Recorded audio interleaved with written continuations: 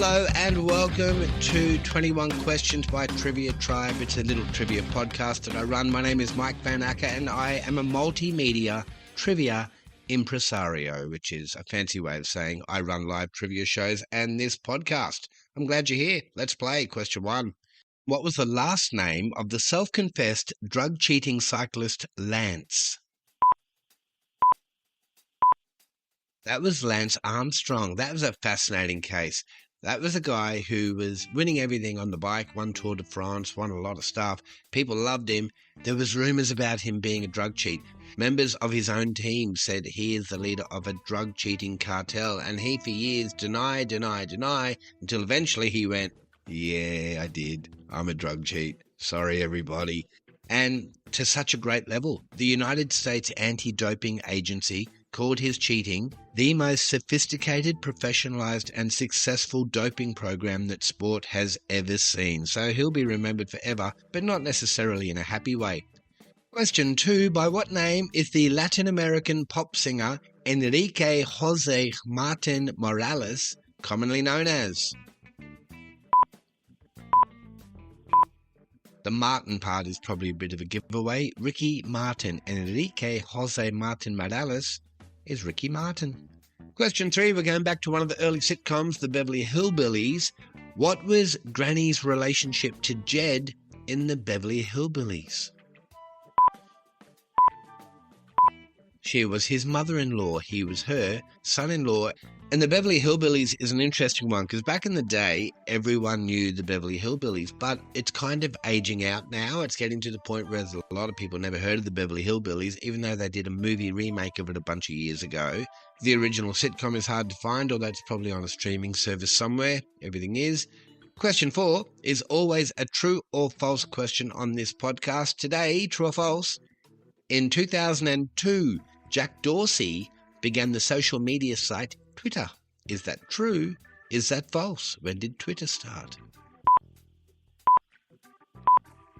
It's actually false. Jack Dorsey began Twitter in 2006. Question 5. Is Sir James Matthew Barrie, better known as J.M. Barrie to a lot of people, is Sir James Matthew Barrie best known for creating Mary Poppins, Dr. Dolittle, or Peter Pan? J.M. Barrie, he created Peter Pan. Question 6. Which country was Imelda Marcos the first lady of? Think shoes. Think many, many, many pairs of shoes. Imelda Marcos was the dodgy first lady of the Philippines. Her husband was Ferdinand Marcos, and they are known to have, or they are accused, I should say, of plundering the Philippines. And when they were thrown out of office and they went in and checked out their homes, they found literally hundreds, perhaps thousands of pairs of shoes belonging to Imelda, which is odd because she only had 2 feet. Question 7. What type of beans are mentioned by Hannibal Lecter in the following Silence of the Lambs quote? I ate his liver with something, beans, and a nice Chianti. And then he made like this weird suctiony noise that I'm not going to do on the podcast here because I don't think it will sound nice coming out of your speakers. The answer we're looking for on that one is fava, F-A-V-A beans, fava beans. After question 7, we do the first clues for the episodes Who Am I? Who am I? I was born in 1969 in New York and had a difficult childhood with my parents separating when I was very young. I was a singer, and my debut album, released in 1990, produced 4 #1 singles in the United States alone, which was an unprecedented achievement at the time. One of my early hit songs was called Vision of Love. Any thoughts on who that is yet? Doesn't matter if you don't, there's more clues coming after question 14. For now though, question 8. In literature, does a prologue generally feature at the beginning or the end of the work? Think pro, as in proceed, prolong, that's before, beginning, it's at the beginning of a work, a prologue. Question 9. In the movie The Adventures of Milo and Otis, was Otis a cat or a dog? Now I ask you, who hasn't sat up late at night watching the adventures of Milo and Otis and thinking about a simpler time? Who indeed? Let me tell you, me. I haven't, but I can tell you that Otis was a dog. Good-o. Question 10. Which two-word title was both an album for Bruce Springsteen in 2012 and a song for Miley Cyrus in 2013? That's Wrecking Ball, an album for Bruce, Wrecking Ball, a song for Miley, also Wrecking Ball. I like that song. If you haven't heard the version by Walk Off the Earth, it's worth a few minutes of your time on YouTube. Question 11, another true or false. Here we go. True or false?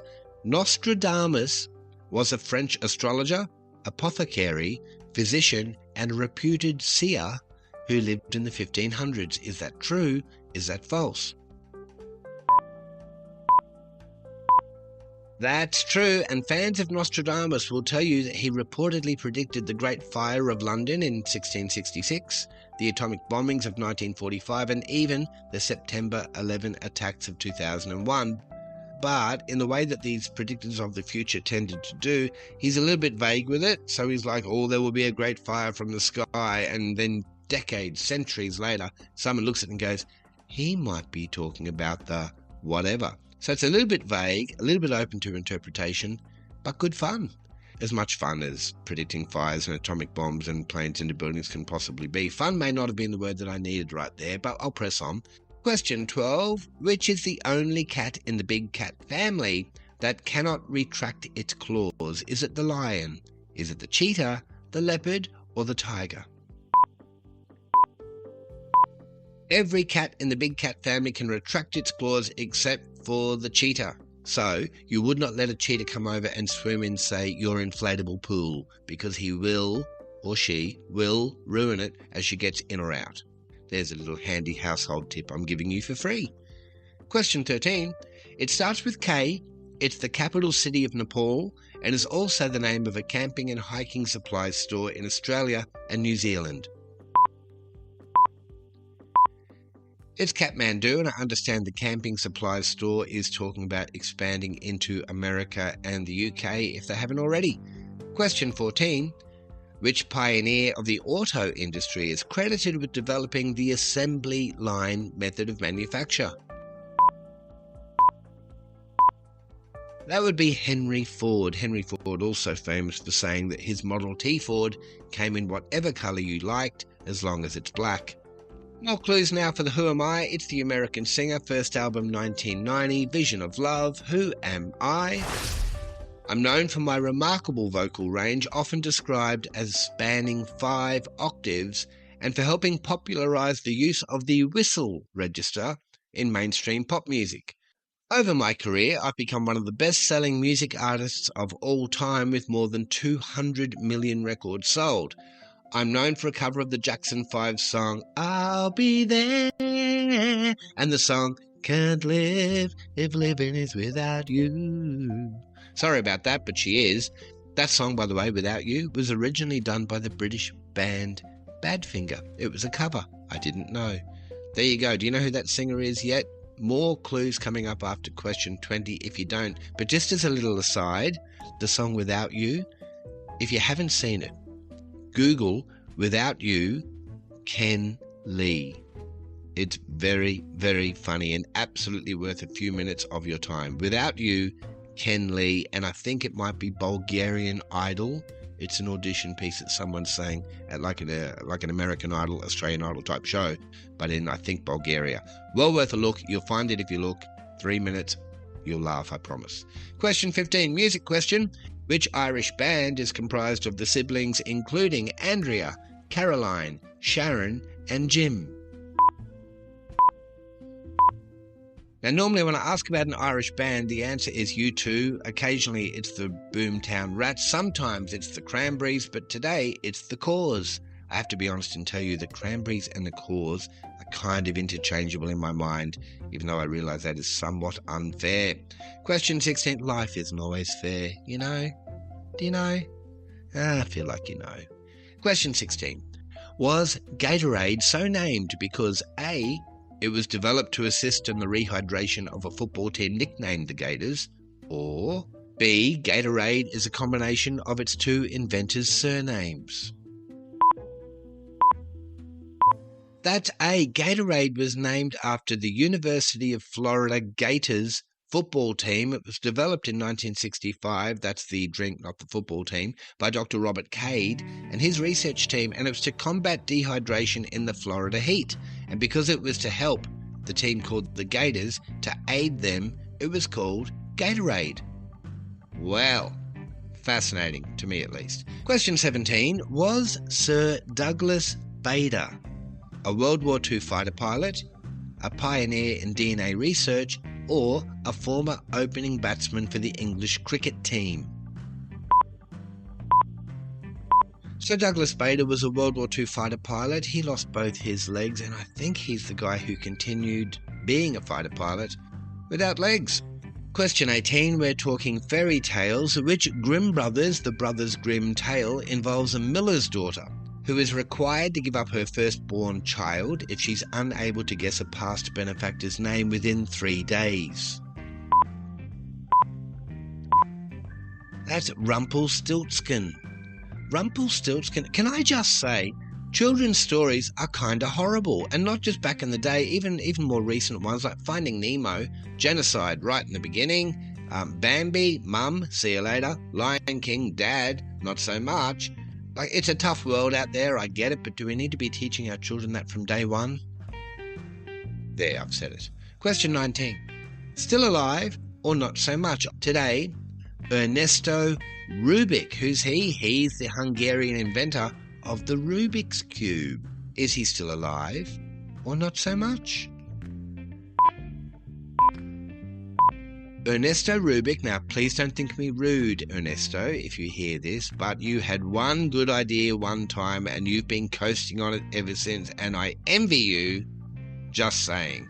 And for the rest of us, Ernesto Rubik is still alive. He's 81 years old and is living off the royalties from the Rubik's Cube. Thank you very much. He is, as we speak, sitting beside a pool, hopefully not an inflatable one with a cheetah in it. Question 20. Who recorded the album Parsley, Sage, Rosemary and Thyme back in 1966? Now, if you know the answer to that, you are probably sitting there listening to this in your car or whatever you're doing and going, Parsley, Sage, Rosemary and Thyme. Because you would know that that's a song quote from Scarborough Fair, which was from Simon and Garfunkel, which is the answer we're chasing for this particular question. Simon and Garfunkel, 1966, before they hated each other. Delightful. Final clues now for the Who Am I? Who am I? One of my songs has become a global holiday staple, returning to the charts every year around Christmas. I was married to a major music executive early in my career, later to a well-known actor and television host, and I was also once engaged to the Australian billionaire James Packer. I am Mariah Carey. Mariah Carey, of course, was married to the Sony executive Tommy Mottola and to Nick Cannon, who was the TV host I mentioned. Okay, that's 21 questions done. Now, how'd you go with those? You know what? I think about you. I wonder how you're going. Every time I record an episode or I write the questions for an episode, I look at them and I go, are people going to like these? Are they going to know them? And I get feedback from the people that I know. My sister Liz says some weeks they're easier than others. I'd love to know what your average score would be or what score you think you would have got if you were sitting there playing at a trivia night, if you would care to take the time to communicate that fact to me. 2 ways you can get in touch with me.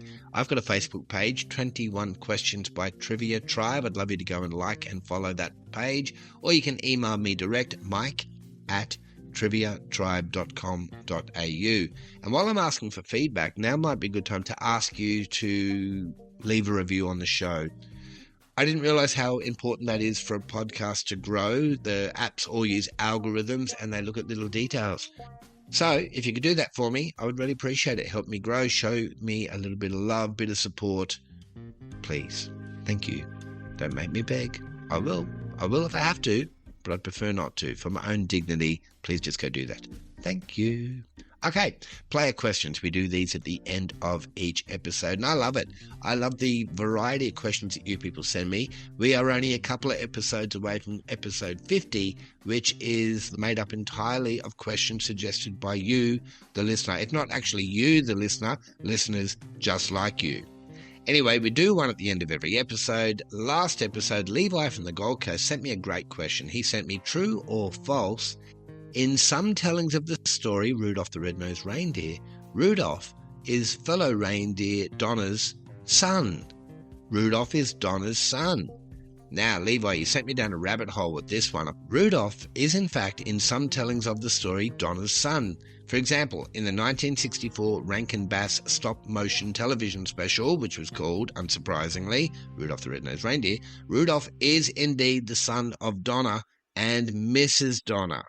In that story, Donna tries to hide Rudolph's shiny nose with mud and later sticks a fake nose on him to help him fit in because he's kind of embarrassed by his son. But ultimately, he has, a bit of personal growth and realizes that Rudolph is Rudolph and he has to let him just be. In other versions, there's more scandal. In the 1998 film, Rudolph's father is sometimes identified not as Donna, but as Blitzen. That's right, there's a paternity scandal at the North Pole. There's going to be DNA testing at the North Pole. The Child Support Agency is going to get involved. Someone's getting their wages garnished, you know what I mean. Anyway, generally speaking though, Donna, being the father, is the more accepted version based on that 1964 stop-motion special that I've already mentioned. Levi, that's a really good question, dude. Thank you very much. This episode's question is really interesting in that two different listeners sent it to me. Rowan did, and so did Sarah. Thank you both. Also, I saw it on a road trip. I was driving up to Bundaberg on the weekend for a stand-up comedy show. Bundaberg's about 3.5, 4 hours drive from where I live. And along the way on the highway, they've got these trivia questions on signs. It's designed to keep the driver of the car alert and awake. This question was also on that sign. The question submitted by Rowan and Sarah, and I guess also by the Queensland government. I don't know who puts them up. But anyway, the question is, what is petrichor? Petrichor. What is petrichor? I'll give you the answer to that next episode. Okay, that brings us to the end of another episode of 21 Questions. Thank you very much for listening. Get in touch if you would like to, for any reason whatsoever. I'd love it if you could rate the show. That would be helpful. But most importantly, come back in a couple of days. We'll do it all again. This podcast comes out every Tuesday, Thursday, and Saturday. Thank you very much for listening. I love you. I've been Mike van Acker. Catch you next time.